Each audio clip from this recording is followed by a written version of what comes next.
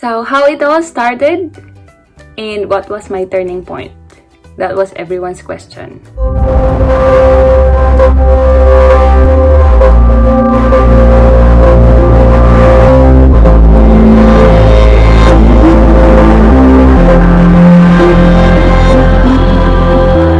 Hi, I'm Miss Katrina and welcome to my channel. So here in Sydney, there are lots of trail walks and we used to hike a lot with my friends. And then, lagi akong nahihilo. Lagi nila ako hinihintay. I feel lightheaded. Lalo na kapag yung elevation. Yung elevated na yung pupuntahan namin. Tapos, nakakahiya kasi meron pa kami one time na kakakilala lang namin sa kanya, friend ng housemate ko. Kaya kasi nahilo talaga ako, tapos hindi sila makalis hanggat hindi ako okay. So, yun. The next day, parang na-realize ko na kailangan ko na talagang mag-diet. My stamina, my endurance are very low. Tapos, exhausted ako lagi. Lalo na muryutin ako. Sabi nga na husband ko, I'm very moody. So, nagbago lahat yon when I started to exercise. Hindi ko akalain na magagawa ko siya. Actually, naiyak ako. How did I lose weight? So, may nagtanong sa akin na friend ko. Actually, workmate ko siya before. Sabi niya, paano ako nag-start? Kasi ang daming exercises na makikita mo sa YouTube. First, what I did, minonitor ko yung steps ko a day. So, I walk 7,500 steps a day, which is equivalent to 5 kilometers. So, on my second vlog, A Day in My Life here in Sydney, I mentioned that I walk for 40 minutes from my workplace going home every afternoon. How do I monitor my steps? So, I bought an activity tracker. It's pre-loved. Mahilig ako sa pre-loved. I bought this only for $30, I think. But the new one, it's $100. And yun. So, sa next vlog ko, abangan nyo kung paano ako bumili ng mga pre-loved items. How do I know if it's a fake item or not? Susunod na vlog na yun. Paano naman kapag umuulan? Bumili ako ng jumping rope. So, at first, nag-start ako sa jumping rope ng 100 a day. Pero, sasabayan ko pa siya ng HIIT training. So, online, naghanap ako ng mga workouts. So, nakita ko yung high-intensity interval training. Nagustuhan yung HIIT. Yung HIIT kasi, intense anaerobic exercise siya for few minutes. And then, there is 1 minute rest. So, hindi dire-diretso. Pero, yeah, cardio exercise siya. It lasts for 30 minutes. Or sometimes, ab workout, arm workout, and then leg workout. So, for example, may nagtanong kasi sa akin kung paano ko siya ginagawa in a week. So, for example, Monday, after work, lalakad ako, and then I do the HIIT exercise. The next day, pahinga. The next day, I'm gonna do either leg and arm workout, and then jumping rope for 100. And then after that, next day, pahinga, HIIT, and then, yeah, so forth. Tapos kapag weekend, tumatakbo ako sa labas. Kasi malapit lang kami sa beach noon, sa dati kong place. Ginawa ko yon for a month. And then, after a month or between 2, I got bored. So, alam nyo na, madali tayong mabore. Lalo na kung paulit-ulit lang yung routine. Pati yung body natin, sabi nila, baka magsawa din. So, my roommate, she dragged me to go to the gym. So, nag-member ako ng gym. It's $14.99 with classes.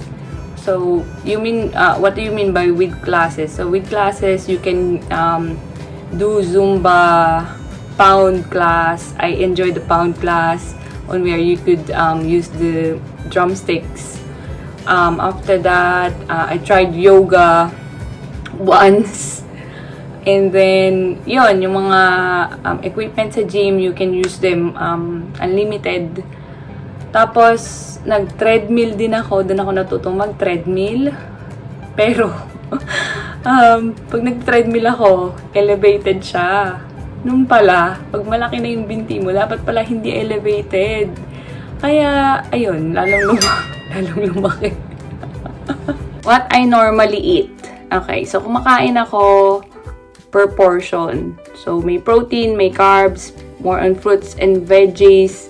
Yung water intake ko, 8 glasses or more a day. Pero, sa lahat ng nanonood, yung drinking ng water, drink a lot at a daytime. And then at night, bawasan nyo siya kasi para sa kidneys nyo naman. So, alagaan naman natin yung kidneys natin. And, mapupuyat pa kayo kakaihi, di ba? At night. So, maswerte kayong mga nasa Philippines kasi dyan nahihingi lang yung gulay. Pwede kayong magtanim sa likod bahay. Dito, when I came here, na-realize ko how important it is. And dito, sobrang mahal ng gulay. Mahal pa siya sa meat.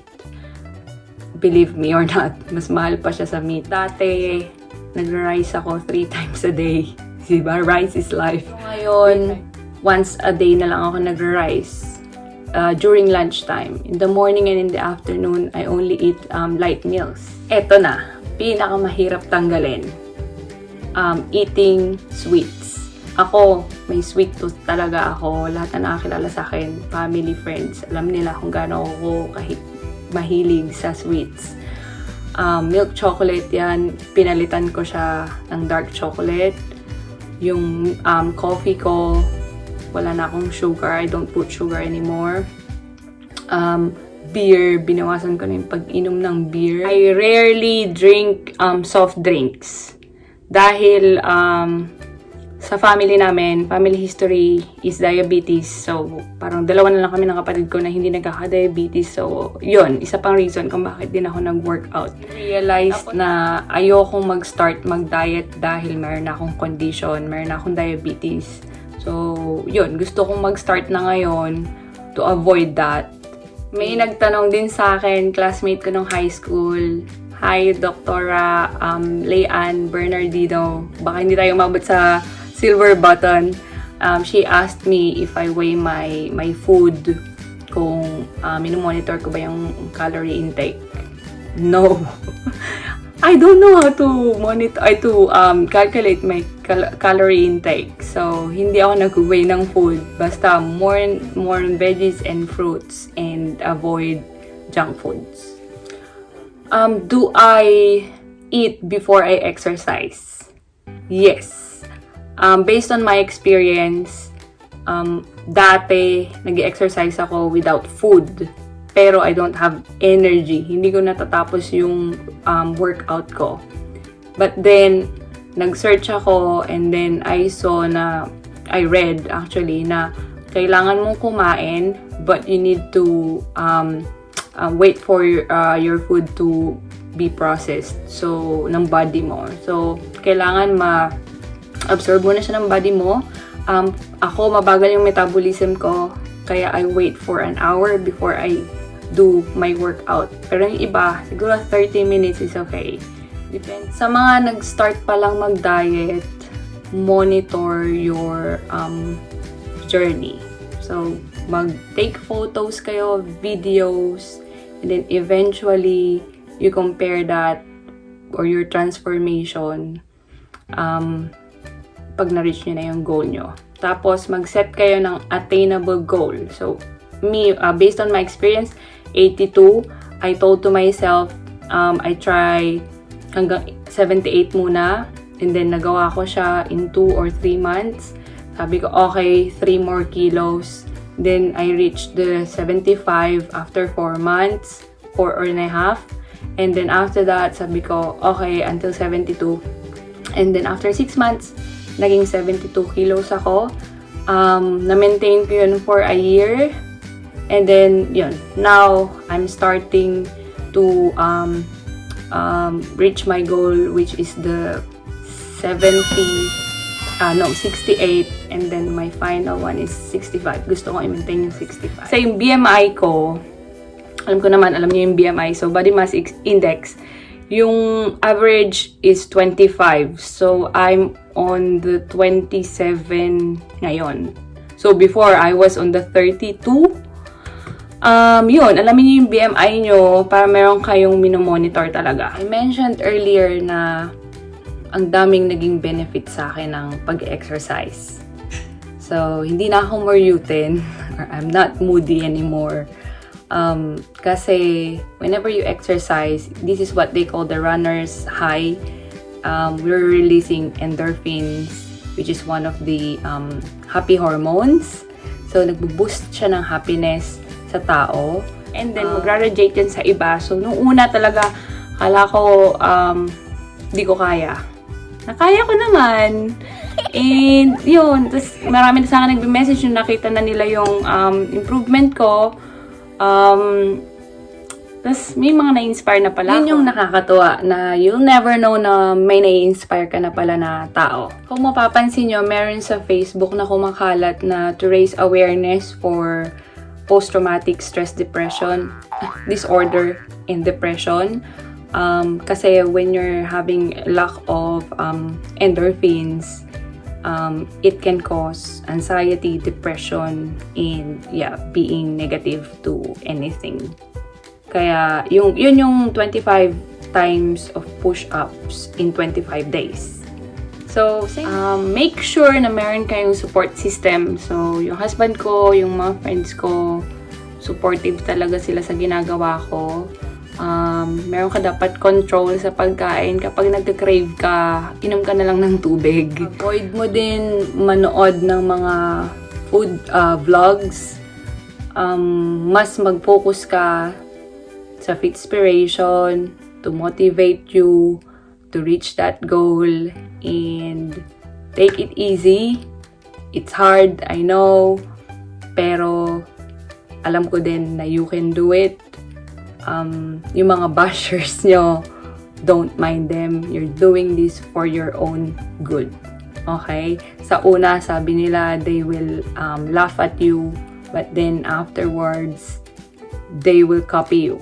So, i-imitate ka nila if your transformation turns good. Hope this video helps you guys. I did not post this to brag. I posted this para maka-inspire ng iba. I know hindi madali yung pinagdadaanan natin ngayon, pero always look for the silver lining. Thank you for watching, and till the next video, don't forget to like and subscribe.